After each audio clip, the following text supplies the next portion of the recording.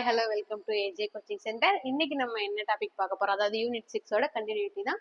என்ன டாபிக் பார்க்க போறோம் அப்படின்னு பாத்தீங்கன்னா 19ஆம் நூற்றாண்டின் சமூக சீர்திருத்த இயக்கங்கள். இது வந்து பாத்தீங்கன்னா நம்ம ஓவராலா ஹிஸ்டரியில பாக்குறப்போ இந்தியா ஃபுல்லா பரவன சீர்திருத்த இயக்கங்களும் இருக்கு. இது வந்து யூனிட் 6 அப்படிங்கறதுனால தமிழ்நாட்டுல தோன்றிய வேரூன்றிய இயக்கங்கள் பத்தி மட்டும் நம்ம வந்து பார்க்க போறோம். அந்த வகையில ஃபர்ஸ்ட் நம்ம யாரை பத்தி பார்க்க போறோம் அப்படின்னா வைகுண்ட சுவாமிகள். இவரை பத்தி தான் நம்ம ஃபர்ஸ்ட் பார்க்க போறோம். அவருடைய காலம் பாத்தீங்கன்னா 1809 இருந்து 1851 வந்து இறந்திருப்பாரு. சரிங்களா? இப்ப வந்து ஏன் வந்து முதல்ல இவரை பாக்குறோம் அப்படின்னு வச்சுக்கோங்களேன். ஃபர்ஸ்ட் அதிகப்படியான ஒரு என்ன சொல்றதுன்னா சாதிய தீண்டாமைகள், அந்த கொடுமைகள்லாம் எங்க வந்து ஸ்டார்ட் ஆயிருக்கும் அப்படின்னு பாத்தீங்கன்னா அந்த கன்னியாகுமரி பகுதிகள்ல, அதாவது தென் மாவட்டங்கள்ல இந்த கன்னியாகுமரி பகுதிகள்ல, அதே மாதிரி மெட்ராஸ் மாகாணம், அப்பெல்லாம் தமிழ்நாடு அப்படின்னு வந்து பிரிச்சிருக்க மாட்டாங்க. மெட்ராஸ் மாகாணம், அதாவது திருவிதாங்கூர் அரசும் சேர்ந்துதான் வந்து சென்னையில வந்து இருந்திருக்கும். அப்ப முதல்ல அந்த வைகுண்ட சுவாமிகள் வந்து எங்க பிறந்திருப்பாரு அப்படின்னு பாத்தீங்கன்னா கன்னியாகுமரி பகுதியில இருக்கக்கூடிய ஒரு ஊர்லதான் வந்து பிறந்திருப்பாரு. அதாவது சாஸ்தா கோவில் விலை அப்படிங்கிற ஒரு ஊர்லதான் அவர் வந்து பிறந்திருப்பாரு. அந்த இடத்துல வந்து அந்த திருவிதாங்கூர் அரசு, அதாவது கேரளா, இப்ப வந்து திருவிதாங்கூர் வந்து கேரளாவில இருக்கு. அந்த திருவிதாங்கூர் சமஸ்தானத்துல இருக்கக்கூடிய அரசு வந்து நிறைய வந்து பிராமணர்களுக்கு அதிக முக்கியத்துவம் கொடுத்து மற்ற மக்களை எல்லாமே ரொம்ப வந்து கொடுமைகளுக்கும் தீண்டாமைகளுக்கும் உள்ளாக்கி இருப்பாங்க. அதனால முதல்ல வந்து இங்கதான் வந்து தோன்றி இருக்கும். சரிங்களா? அந்த வகையில வைகுண்ட சுவாமிகள் எங்க பிறக்கிறாரு அப்படின்னு பாத்தீங்கன்னா கன்னியாகுமரி, இப்ப இருக்கிற கன்னியாகுமரி மாவட்டம் சாமி தோப்பு, அதாவது அப்ப வந்து சாஸ்தா கோவில் விலை அப்படின்னு சொல்லுவாங்க. சாமி இப்ப அந்த சாஸ்தா கோவில் விலை வந்து அப்படியே கேரளாவோட சேர்ந்திருக்கு, திருவிதாங்கூரோட சேர்ந்திருக்கு. சாஸ்தா கோவில் விலையில வந்து பிறக்கிறாரு. இவரோட இயற்பெயர் பாத்தீங்க அப்படின்னா அவங்க அப்பா அம்மா வந்து அவருக்கு முடிசூடும் பெருமாள் அப்படின்னு வந்து இறைவனோட பெயரை வந்து வச்சிருப்பாங்க.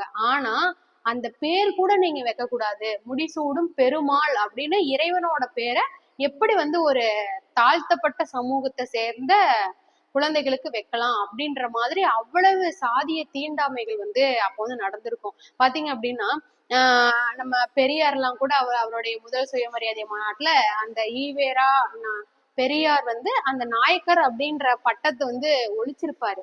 அந்த மாதிரி அப்பெல்லாம் வந்து பெயர்களுக்கு பின்னாடியே அவங்களுடைய ஜாதியினுடைய அடையாளம் வந்து போடப்படதா இருக்கும். அந்த மாதிரி பெயர்களுக்கு பின்னாடி தங்களோட ஜாதிகளை சேர்த்து கொள்ற ஒரு பழக்கம் வந்து அப்ப இருந்துச்சு. பெரியார் கூட தன்னுடைய முதல் சுயமரியாதை மாநாட்டுல தன்னோட பெயருக்கு பின்னாடி இருக்கக்கூடிய அந்த நாயக்கர் அப்படிங்கிற அந்த ஜாதி பட்டத்தை என்ன பண்ணிருப்பாரு அப்படின்னா நீக்கி இருப்பாரு. இப்ப கூட பாத்தீங்க அப்படின்னா தென்னிந்தியா, அதுவும் குறிப்பா தமிழ்நாட்டுல மட்டும்தான் நம்மளுடைய பெயர்களுக்கு பின்னாடி நம்மளுடைய அந்த ஜாதி பெயர் வந்து போடுறது இல்லை. வட மாநிலங்கள்லாம் பாத்தீங்கன்னா இப்ப நீங்க நிறைய கிரிக்கெட் பிளேயர்ஸ் எல்லாம் கூட பாத்திருப்பீங்க. எப்படின்னா ரோஹித் சர்மா அப்படின்னு போட்டிருப்பாங்க. அந்த சர்மா அப்படின்றதெல்லாம் வந்து ஒரு கம்யூனிட்டியோட நேம் தான். இப்ப பாத்தீங்கன்னா அதே மாதிரி வட மாநிலங்கள்ல இப்ப நம்ம ஊர்ல எல்லாம் வந்து ஃபேமஸா பேருக்கு முன்னாடி குமார்னு வந்து போட்டுப்பாங்க. அந்த குமார் அப்படிங்கறதுவே ஒரு கம்யூனிட்டியோட பேர் தான். அதுவே நமக்கு தெரியாம இங்கெல்லாம் குமார் அப்படின்னு சொல்லிட்டு யூஸ் பண்ணிட்டு இருக்கோம். சரிங்களா? அந்த மாதிரி அந்த காலத்துல வந்து நீங்க எப்படி ஒரு குழந்தைக்கு எப்படி கடவுளோட பெயர் வைக்கலாம், ஒரு தாழ்த்தப்பட்ட ஒரு குடும்பத்தை சேர்ந்த ஒரு குழந்தைக்கு எப்படி வந்து கடவுளோட பெயர் வைக்கலாம் அப்படின்னு அந்த முடிசூடும் பெருமாள் அப்படிங்கிற பெயரை வந்து அதாவது நீங்க நீக்குங்க அப்படின்னு வைகுண்ட சுவாமிகளுடைய பெற்றோருக்கு கடும் எதிர்ப்பை வந்து திருவிதாங்கூர் அரசு வந்து தெரிவிச்சிருக்கோம். அந்த வகையில அவங்க அப்பா அம்மா என்ன பண்ணிருவாங்க அப்படின்னா அவரை முத்துக்குட்டி அப்படின்னு சொல்லிட்டு பேரை சுருக்கி ஒரு ஆல்டர்னேட்டிவ் நேமா வந்து மாத்திருப்பாங்க. அது என்ன பாத்தீங்க அப்படின்னா சமூக எதிர்ப்பின் காரணமாக, அதாவது திருவிதாங்கூர் அரசின் உயர் ஜாதி இந்துக்களுடைய எதிர்ப்பின் காரணமாக முத்துக்குட்டி அப்படின்னு தன்னுடைய குழந்தையோட பெயரை வந்து சுருக்கியிருப்பாங்க. பாருங்க அப்ப எவ்வளவு வந்து சமூக அவலம் வந்து எவ்வளவு தீவிரமா இருக்கு, அந்த ஜாதி வரி எவ்வளவு தீவிரமா இருக்கு அப்படின்னு பாருங்க. அதே மாதிரி இன்னொன்னு என்ன அப்படின்னா வைகுண்ட சுவாமிகள் வந்து, அதாவது முத்துக்குட்டி எங்க படிச்சாரு அப்படின்னு பாத்தீங்கன்னா திண்ணை பள்ளிகள், அதாவது தெற்றி பள்ளிகள் அப்படின்னு சொல்லுவாங்க. அந்த திண்ணை பள்ளிகள்ல தான் வந்து மதம் மற்றும் நீதி நூல்கள் சார்ந்த நிறைய விஷயங்கள் வந்து அவரு கத்துட்டு இருந்திருப்பாரு. அதுவுமே பாத்தீங்க அப்படின்னா அதாவது அந்த மேல் சாதி அப்படின்னு அப்ப எல்லாம் சொல்லிட்டு இருக்கக்கூடிய அந்த ஆட்கள் எல்லாம் வந்து என்ன பண்ணிருப்பாங்க அப்படின்னா தாழ்த்தப்பட்ட மக்களுக்கான கல்வி உரிமை வந்து சரியா கொடுத்திருக்க மாட்டாங்க.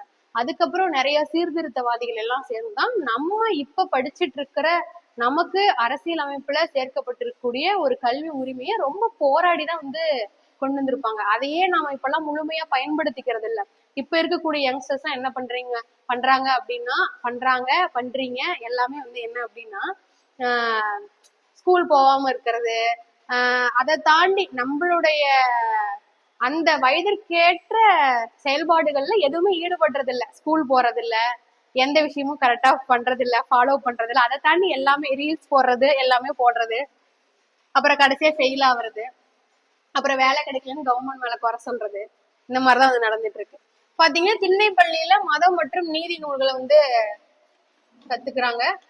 அதுக்கப்புறம் பாத்தீங்க அப்படின்னா முதல்ல அவர் வந்து வைகுண்ட சுவாமி வந்து ஒரு எதிர்ப்பை வந்து அரசுக்கு எதிராக தெரிவிக்கிறாங்க. என்ன அப்படின்னா பாத்தீங்கன்னா தாழ்த்தப்பட்ட மக்கள் கிட்ட இருந்து திருவிதாங்கூர் அரசு என்ன பண்ணும் அப்படின்னா அதிகப்படியான வரி வசூலை வந்து செய்யும். அப்ப வந்து வைகுண்ட சுவாமிகள் வந்து அதற்கு எதிர்ப்பா வந்து தன்னுடைய முதல் குரலை வந்து கொடுப்பாரு. அந்த மாதிரிதான் இவர் வந்து போராட்ட களத்துக்குள்ளேயே முதலா வராரு.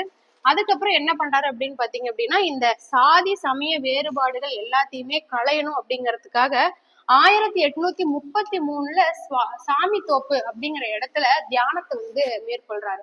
கிட்டத்தட்ட ஒரு 6 வருஷம் துறவற வாழ்க்கையை மேற்கொண்டு இந்த சமூகத்தினை பத்தின எல்லா விஷயங்களையும் அவர் வந்து கத்துக்கிட்டு அதுக்கப்புறமா முழு போராட்ட வடிவமா எல்லா விஷயங்களையும் அவர் வந்து மேற்கொள்றாரு. இந்த மாதிரியான விஷயங்கள் எல்லாமே பண்ண திருவிதாங்கூர் அரசு என்ன பண்ணுது அப்படின்னா அவர் வந்து கைது செய்யுது. அந்த அரசர் வந்து கைது செய்யறாங்க. கைது செஞ்சுட்டு அதுக்கப்புறம் என்ன பண்ணுவாங்கன்னா கொஞ்ச காலில இவரை கைது பண்ணதுக்கு அப்புறமே இதுக்கப்புறம் தான் இன்னும் வந்து ஒரு முழு மூச்சோட போராட்ட களத்துல வந்து இறங்குறாரு. சரிங்களா? அப்புறம் என்ன பண்றாரு அப்படின்னா இவர் வந்து அதான் சொன்னால 6 ஆண்டுகள் வந்து துறவரத்தை மேற்கொண்டு தீவிரமான சமூக ஆராய்ச்சியில ஈடுபட்டு அதுக்கான பிரச்சனைகள்லாம் என்னென்ன, மக்கள் எப்படியெல்லாம் இருக்கணும், எந்தெந்த மாதிரி எல்லாம் இருந்தா இந்த சாதிய கட்டமைப்பை ஒடுக்கலாம் அப்படின்ற மாதிரியான விஷயங்கள் எல்லாம் மேற்கொண்டதுக்கு அப்புறம் அவரை வந்து நிறைய பேர் வந்து அவருடைய குருவா ஏத்துக்கிறாங்க. அப்படி குருவாக ஏற்றுக்கொள்ளப்பட்ட வைகுண்ட சுவாமிகள் அவர்களுடைய சீடர்களால ஐயா அப்படிங்கறதுனால ஐயா அப்படின்னு வந்து அழைக்கப்படுறாரு. இப்ப கூட நம்ம வந்து பார்த்திருப்போம் என்ன அப்படின்னா அந்த ஐயாவளி சமூகம் அப்படின்னு சொல்லிட்டு இன்னமும் கூட குறிப்பிடப்பட்ட மக்கள் வந்து தென் மாவட்டங்கள்ல அதை வந்து ஃபாலோ பண்ணிட்டு தான் இருக்காங்க. சரிங்களா? அதுக்கப்புறம் திருச்செந்தூர் முருகன் கோவில்ல வந்து தியானம் செய்யறப்போ அவருக்கு வந்து ஒரு தெய்வீக அனுபவம் வந்து கிடைக்குது. தெய்வீக அனுபவம் அப்படின்னா என்னன்னா ஏதாவது ஒரு அதிசயகரமான நிகழ்ச்சிகள் மூலமா அவருக்கான அந்த தியான ஒளி, அதாவது அறிவு ஒளி வந்து கிடைக்கும். அதாவது அதுக்கான காரணம் என்ன, ஏன் இந்த மாதிரி பிரச்சனைகள்லாம் வருது, என்னென்னலாம் இதுக்கெல்லாம் பண்ணலாம் அப்படின்ற மாதிரியான ஒரு விஷயம் வந்து அவருக்குள்ள பிறக்குது. அதுக்கப்புறமா அவருடைய கொள்கைகள் எல்லாமே நிறைய இருக்கு. அதுல ஃபர்ஸ்ட் என்ன அப்படின்னா முதல் கொள்கையா சாங்கியம் சம்பிரதாயங்கள் எல்லாத்தையுமே, அதாவது சடங்கு சம்பிரதாயங்கள் எல்லாத்தையுமே நீக்கிறது. சரிங்களா? என்ன அப்படின்னு பாத்தீங்கன்னா நிறைய வந்து இந்த பிராமண ஆதிக்கத்தின் காரணமாக இந்த அரசுகள் அரச மரபுகள்லாம் என்ன பண்ணுவாங்க அப்படின்னா நிறைய சம்பிரதாயங்களும் வேள்விகளும் ஏற்படுத்தி நிறைய பொருட்செலவு அதனால ஏற்படும். அந்த பொருட்செலவு எல்லாத்தையும் ஈடுகட்டுறதுக்காக அப்பாவி மக்களை, அதாவது விவசாய மக்களா இருக்கட்டும், பிற தொழில்கள் செய்பவர்களா இருக்கட்டும், அவர்கள்கிட்ட இருந்து வரியை வந்து வசூலிச்சு அவங்களுடைய சாங்கிய சம்பிரதாய சடங்குகள் எல்லாமே வந்து ரொம்ப ஆடம்பரமா அவங்க ரொம்ப சந்தோஷமா வாழ்றதுக்காக இந்த மாதிரி விஷயங்கள்லாம் செய்வாங்க. அதனால முதற்கட்டமா என்ன பண்ணணும் அப்படின்னா இந்த சடங்கு சம்பிரதாயங்களை வந்து நீக்கணும் அப்படின்னு சொல்லுவாரு. அதே போல என்ன அப்படின்னா உருவ வழிபாட்டை எதிர்த்திருப்பாரு. அதாவது கடவுள் அப்படிங்கறது வந்து நம்ம ஒரு விஷயத்து மேல அதிக பற்று கொண்டு அதிக ஆழ்ந்த நம்பிக்கை கொண்டு நம்மளையே நம்ம நம்பி உழைத்து வரணும் அப்படிங்கறதோட அடிப்படையில தான் வந்து அந்த கடவுள் கடத்துதல் அப்படிங்கிற மாதிரி சொல்லுவாங்க. அதாவது ஏன் இவர் வந்து அந்த உருவ வழிபாடை எதிர்க்கிறாரு அப்படின்னு பாத்தீங்கன்னா கோவில்களுக்குள்ள அந்த நம்ம இப்ப இருக்கிற சாமிகள் எல்லாமே இப்ப வந்து நம்ம வந்து உருவம் கொடுத்து வச்சிருக்கக்கூடிய அந்த கடவுள்கள் எல்லாமே வந்து மக்களை வந்து அதாவது உயர் ஜாதி மக்களை மட்டும்தான் வந்து அந்த கோவிலுக்குள்ள வரணும் அப்படின்னு வந்து கடவுளே வந்து சொல்றதாவும், அதே மாதிரி இன்னொன்னு என்ன அப்படின்னா அந்த பிராமண சமுதாயத்தை சேர்ந்த அந்த மக்கள் எல்லாம் அப்போ என்ன இப்போ எப்படி இருக்காங்க அந்த மாதிரி நமக்கு தெரியாது. அப்ப எல்லாம் என்ன சொல்லுவாங்கன்னா அவங்கதான் வந்து டைரக்டா கடவுள் கூட கான்டாக்ட் வச்சிருக்க மாதிரி அவங்க மூலியமா தான் மக்கள் எல்லாமே வந்து கடவுள் நோக்கி போகணும் அப்படிங்கிற மாதிரியான விதிமுறைகள் எல்லாமே இருந்திருக்கும். அதே போல அரசர் மற்றும் அரச குடும்பத்தை தவிர மற்ற மக்கள் எல்லாமே கோவிலுக்குள்ள வந்து அனுமதிக்கப்பட மாட்டாங்க. கோவில் அந்த பகுதிகளில் நடமாடுறதுக்கான உரிமையே அவங்களுக்கு வந்து இருக்காது. சரிங்களா? இந்த மாதிரி இதன் காரணமாக தான் வந்து வைகுண்ட சுவாமிகள் என்ன பண்ணுவாரு அப்படின்னு பாத்தீங்கன்னா உருவ வழிபாட்டை வந்து எதிர்த்திருப்பாரு. அதுக்கப்புறம் என்ன ஆகும் அப்படின்னா விலங்குகளை வணங்குவதை எதிர்த்தார்.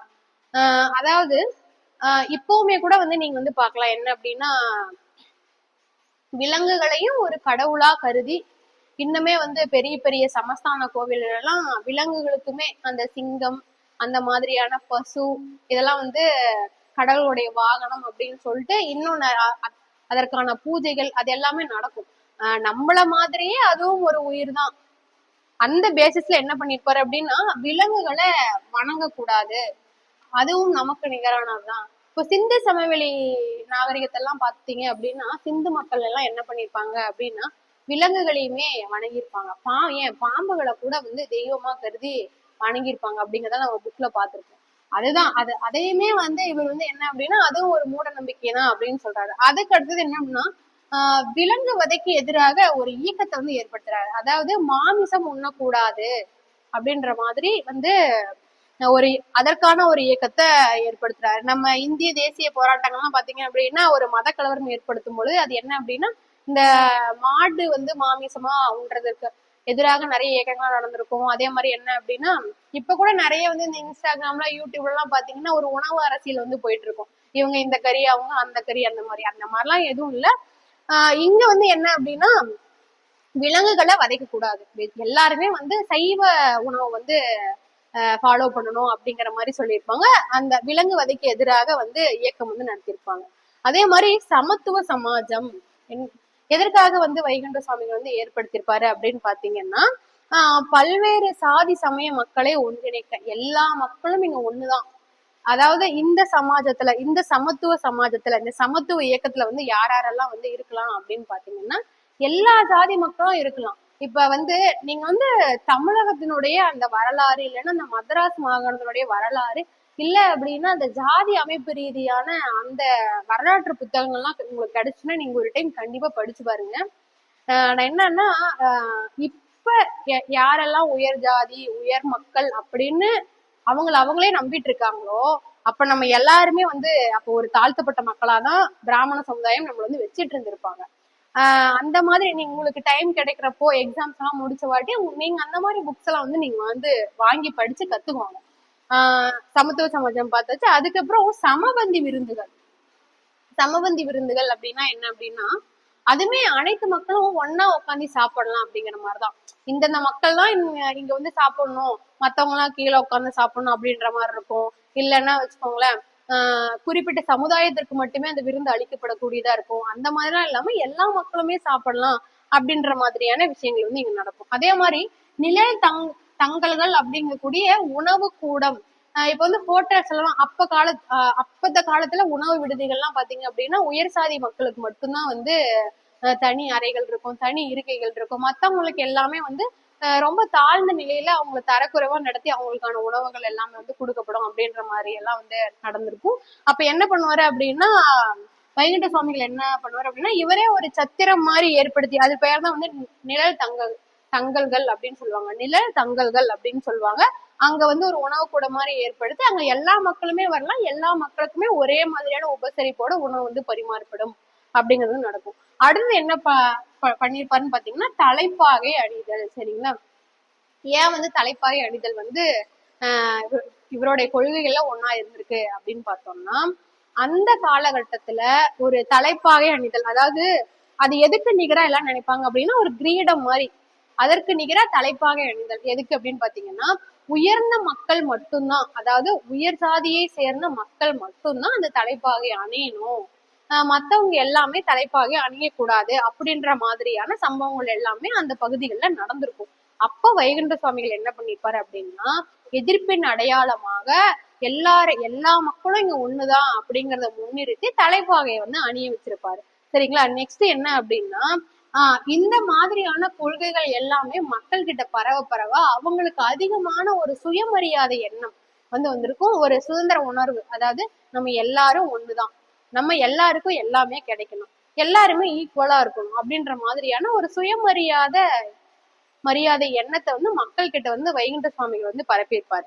நெக்ஸ்ட் என்ன அப்படின்னா, அவருடைய நூல்கள் எல்லாமே எப்படி வந்து தொகுக்கப்பட்டிருக்கும் அப்படின்னா, அவருடைய கருத்துக்கள், அவருடைய பாடல்கள், அவருடைய கொள்கை கோட்பாடுகள், அவருடைய வாக்கியங்கள், மேற்கோள்கள் எல்லாமே ஒன்றாக தொகுக்கப்பட்டு அகில திரட்டு அம்மானை அப்படின்ற ஒரு நூலா வந்து முழு வடிவம் கொடுத்து எல்லாமே வந்து அதுக்குள்ள வந்து அடங்கியிருப்பாங்க. வைகுண்ட சுவாமிகள் பத்தின கோட்பாடுகள் எல்லாமே அந்த நூல்ல வந்து கொடுக்கப்பட்டிருக்கும். அதுக்கப்புறம் என்ன அப்படின்னா 1851 வந்து அவர் வந்து இறந்து போறாரு. அவருடைய இறப்புக்கு பிறகு பாத்தீங்க அப்படின்னா திருவிதாங்கூர் சமஸ்தானத்துல, அதாவது ஒருங்கிணைந்த மெட்ராஸ் மாநிலத்தினுடைய சேர்ந்ததான் வந்து திருவிதாங்கூர் அப்போ வந்து இருந்திருக்கும். அங்க வந்து பாத்தீங்க அப்படின்னா கிறிஸ்துவ மதம் வந்து பரப்புவதற்கான வேலையெல்லாம் வந்து நிறைய வந்து நடந்திருக்கும். அதற்கு எல்லாம் வந்து இது வந்து ஒரு இல்ல பண்ணக்கூடாது அப்படின்ற மாதிரி, அதாவது அந்த மக்கள் கிட்ட போய் கிறிஸ்துவ சமயத்தை பரப்ப முடியாத நிலையை வந்து இந்த அமைப்பு வந்து, அதாவது வைகுண்ட சுவாமிகளுடைய அமைப்பு வந்து எல்லாமே வந்து உருவாக்கி வச்சிருப்பாங்க. அதாவது ஒரு பெரும் சவாலாகவே இருந்தது. மற்ற மதங்கள் உள்ள வரத்துக்கு ஒரு பெரும் சவாலாக ஒரு தடுப்பு சுவராகவே வந்து இவருடைய கொள்கைகள் கோட்பாடுகள் இவருடைய இயக்கங்கள் எல்லாமே இருந்துச்சு. சரிங்களா?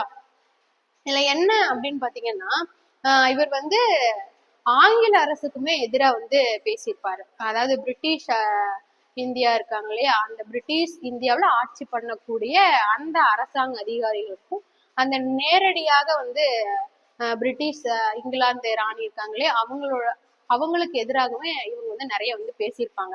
என்ன அப்படின்னா, ஆங்கில ஆட்சி வந்து வெள்ளை பிசாசுகளின் ஆட்சி அப்படின்னு ஒரு விமர்சனம் கூட பண்ணியிருப்பாரு. இங்க பாத்தீங்க அப்படின்னா திருவிதாங்கூர் மன்னருடைய ஆட்சி வந்து கருப்பு பிசாசுகளுடைய ஆட்சி அப்படின்னும், ஆங்கில ஆட்சியை வந்து வெள்ளை பிசாசுகளுடைய ஆட்சி அப்படின்னு சொல்லியிருப்பாரு. இது வந்து ரொம்ப ஃபேமஸான ஒரு கோட்ஸ் கூட. இது வந்து நீங்க வந்து நல்லா படிச்சு வச்சுக்கோங்க. இதுல இருந்து கண்டிப்பா வந்து உங்களுக்கு கொஸ்டின் வரும்.